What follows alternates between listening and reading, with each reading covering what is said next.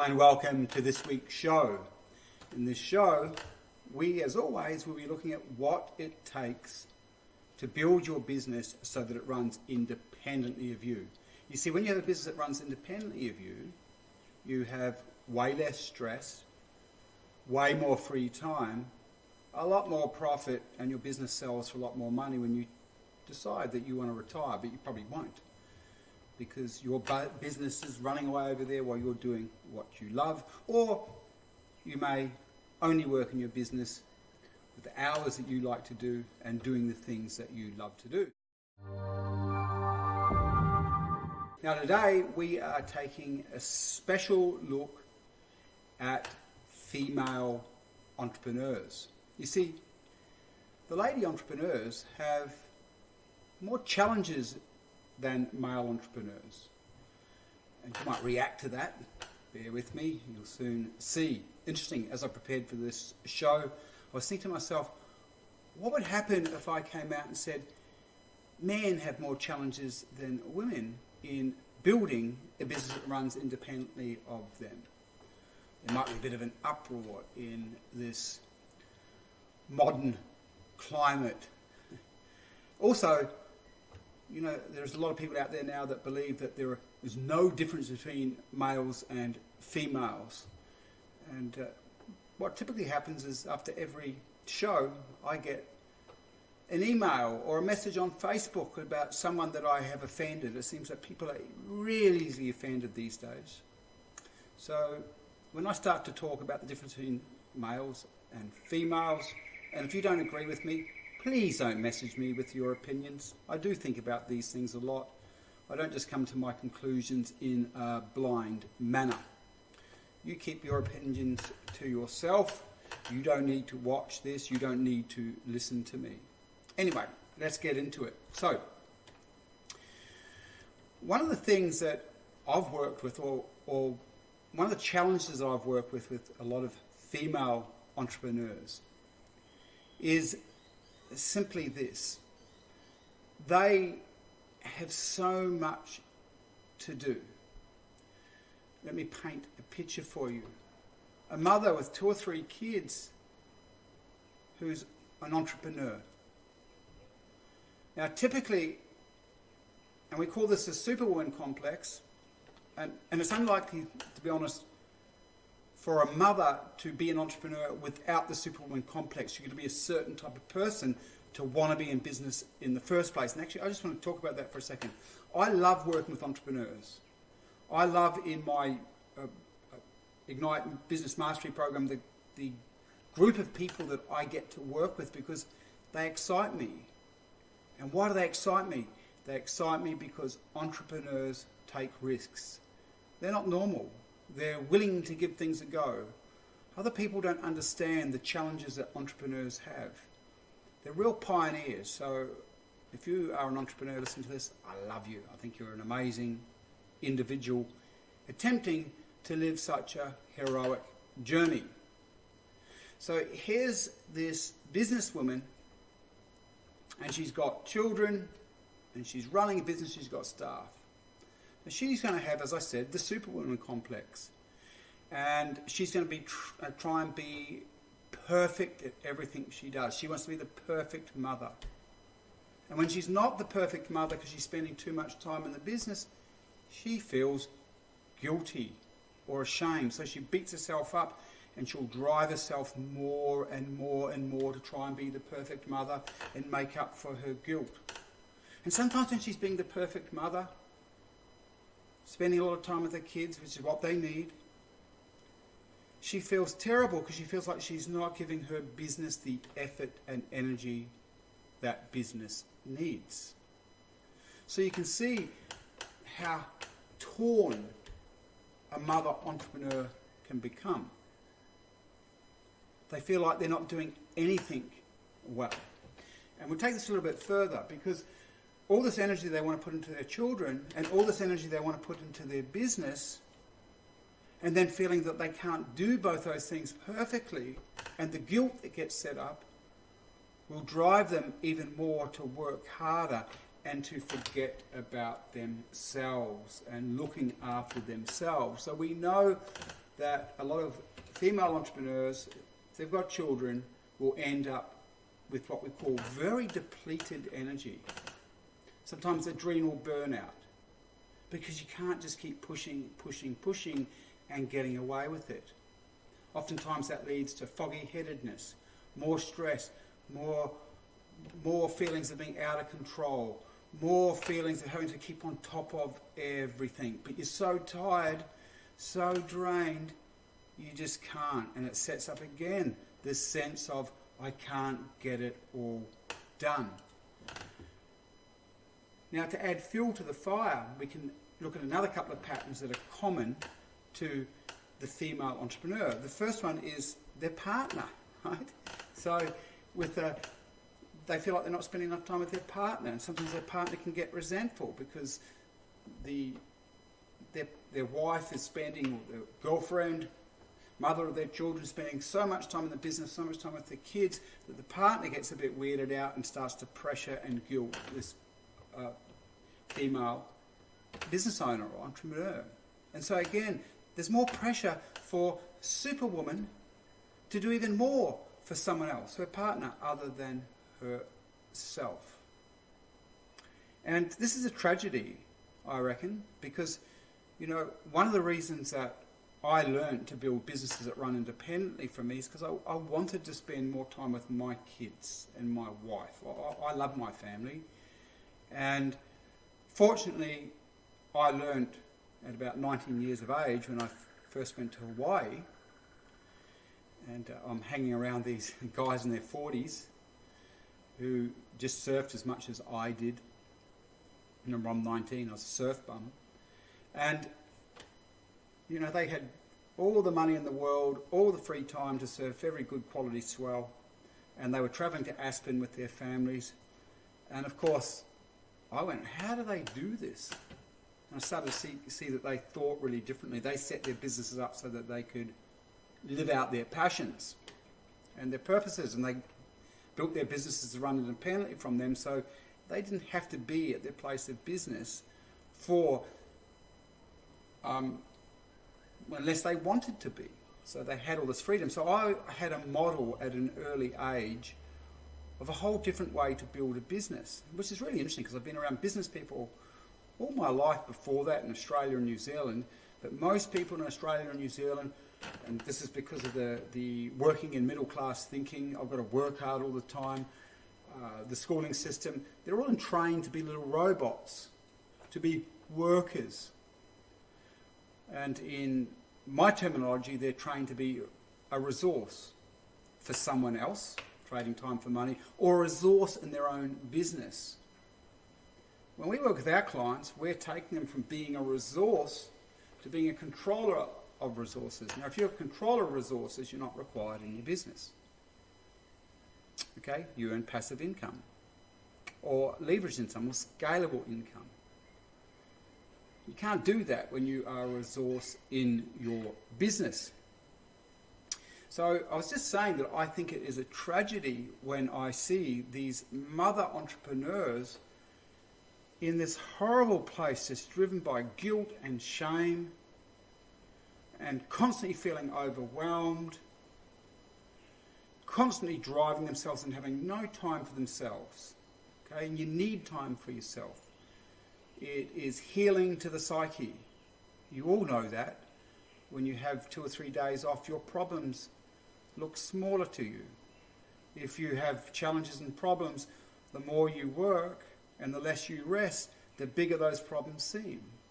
So time off allows you to rejuvenate, and you start to see the good things in life. You start getting a bit more positive. Your energy starts to come back, and even more importantly, your unconscious starts to work for you, and you start to get, little breakthrough ideas about how to deal with those challenges and problems. So it's one of my passions in working with the female entrepreneurs to help them set their businesses up so their businesses run independently of them. And when their businesses run independently of them, their business, like the goose that lays the golden egg, provides them with income, and they don't have to be at work all the time, and don't have to feel the pressure to go into work. Now they've got more time to be with their children, which is a wonderful, beautiful thing to do, a real noble cause. And secondly, they get to spend time with their husband, and even more importantly, they get to start to look after themselves, get their health back, their energy back, their passions back. And this is all about how you structure a business, who you put where, how you breed your team. These are important things to know if you are in the situation that I have just talked about. Now, another element that I'll see with a lot of my lady business owners compared to the men is there is another pattern that gets played out. And that pattern looks like this. They come from a sisterhood. So, I'll just use a real specific example here. So, in my past, I have worked with a lot of salon owners. Now, salon owners have often done hair apprenticeships. So here they are as a 16-year-old, a 17-year-old, and they're with all their girlfriends. They're working beside them doing their apprenticeship. They all go out together. They're all connected, and they all chat about the boss. They all talk about how the boss is up to this and up to no good, and they could be better if they did that. And so in this sisterhood, there's a real bonding that happens. Now, what happens as that person completes their apprenticeship and then they go off and they start working for other salons or in the same salon, but now they might be a head stylist as an example, or heading towards being a head stylist. A similar thing. They're just with their friends, bonding all the time. They might have more responsibility now, but at this point they don't own a business. All of a sudden they become an owner. And to be an owner, you have to be able to set boundaries, to discipline when required. And by the way, if you use my recruitment system, if you join me and come and work with me in one of my programs, you'll find that because of our recruitment system, you're just going to recruit such good quality people that in reality you never have to discipline them, because they're self-correcting machines, because their own internal value systems means that they will live up to the same standards as you as a business owner. They feel guilt and shame when they make mistakes or don't live up to their own high standards. That's like working with peers rather than adolescents and children. But for the most part, many of you watching this don't understand how to recruit effectively. You don't have good quality systems, and that's not being demeaning to you. You're not a psychologist. You don't know what you really do need to know to recruit effectively. That's not your fault. You weren't trained to be a psychologist. So, what happens is here they end up being business owners, but still on the unconscious level, they're attached to the sisterhood. And they're deeply worried that the sisterhood won't like them. They're deeply worried that the sisterhood of their staff now, will think that they're being a bitch if they discipline them too much.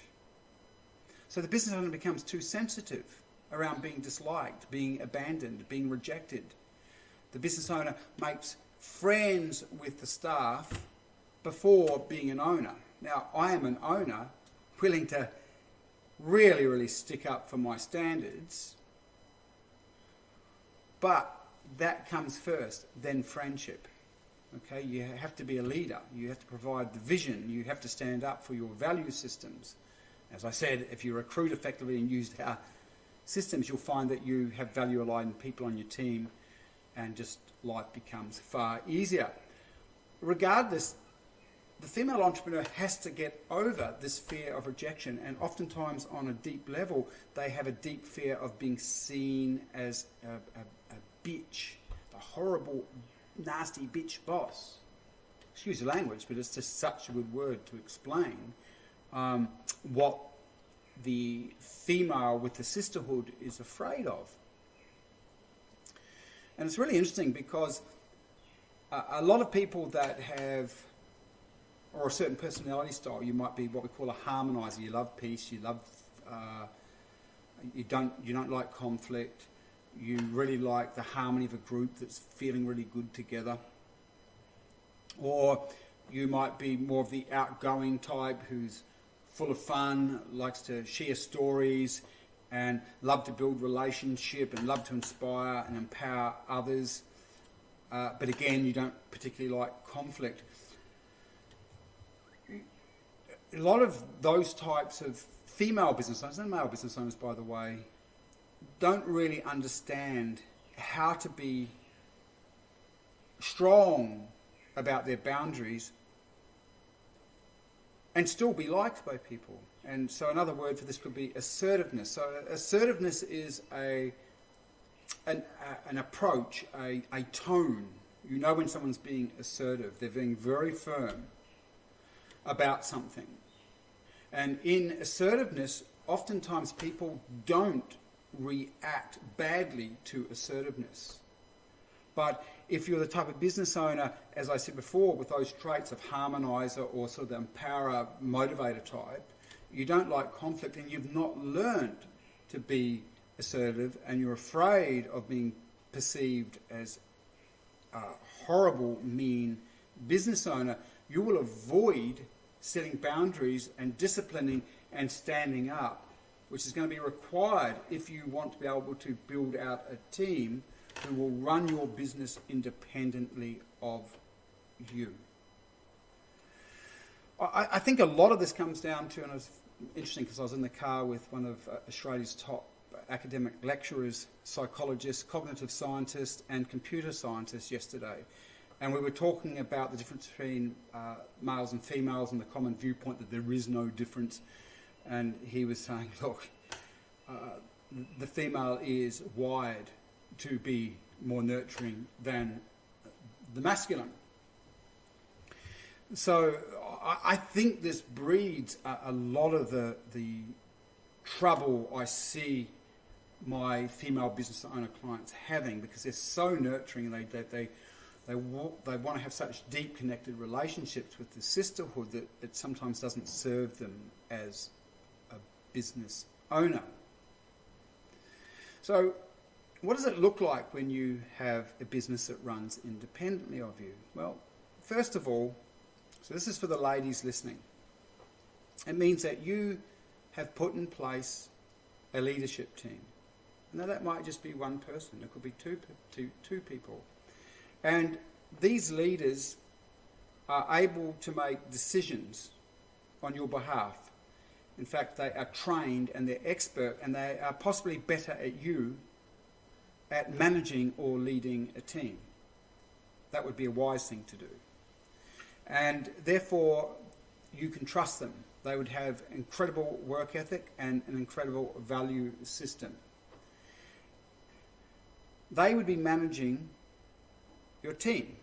And your team, if you used our recruitment system, and you can try and learn this on your own, but it'll cost you a lot of money and take you just years and you'll make lots of mistakes. If you were using our recruitment system, you would be ensuring that your team, each member of your team was the perfect fit for each role. So as an example, we're all very, very different. I love working. I love everything I do in my business. Why? Well, I love it because everything I do, I enjoy doing it and I'm naturally good at it. So it sits within my strength profile. Now, it's the same with my team. My team are doing jobs that are within their strength and gift profile.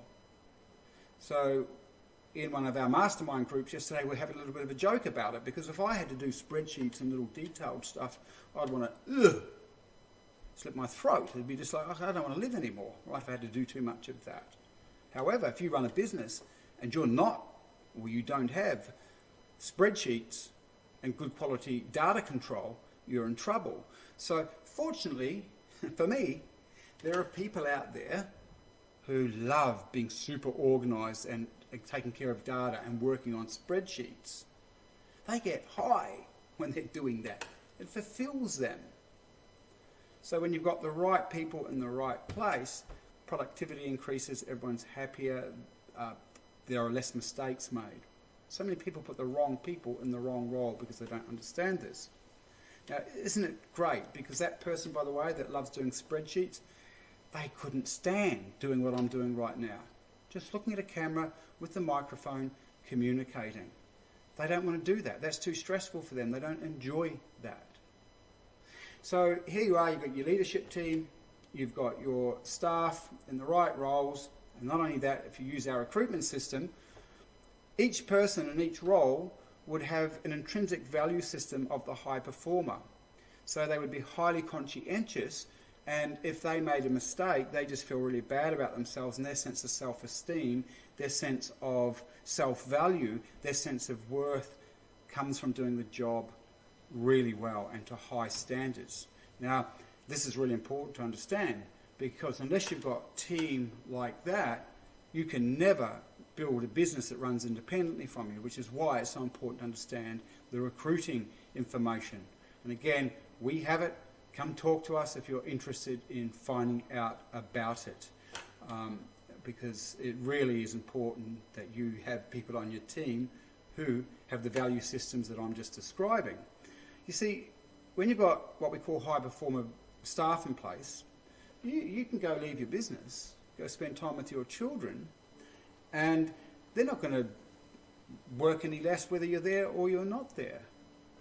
You've also got your systems set out. Systems have been really honed and developed so that it's what we call operational efficiencies in the systems. Things work smoothly, easily. There's no breakdown in communications. Different departments work with other departments. So as an example, a common one is the systems that are put in place between a sales department and a client fulfillment department or the admin department. These systems have to be worked out and optimized and put in place, and systems manuals must be put in place so that your staff don't have to bother your team leaders and don't have to bother you, because all the protocols and information are in the systems manuals. These are things that we help our clients build out in their businesses as we start to move them through the technician stage, which is working in their business, to the conductor stage, which is starting to work on your business and controlling resources, and finally the independent stage, which is your business is running without you as much as you like. Okay, I love working in my business, so I don't build myself right out of it. I love what I do, but at least I've got the choice to. Anyway, I hope that really helps you. If you're interested in contact us, let us know. If you're interested in finding out a bit more about the recruitment system, I've talked about that today. Or, you know what, let me help you. Come and give us a call and I'll check and see what's happening in your business and what you can do to get your business to run independently. And finally, to the lovely ladies out there, I reckon mothering is one of the most important roles in the planet, if not the most important roles. And one of my passions is to work with the female entrepreneur, because I know when I make their life easier, I'm helping them be better mothers, which builds better children and helps create a better world. Thanks everyone. Catch you at the next show. See ya.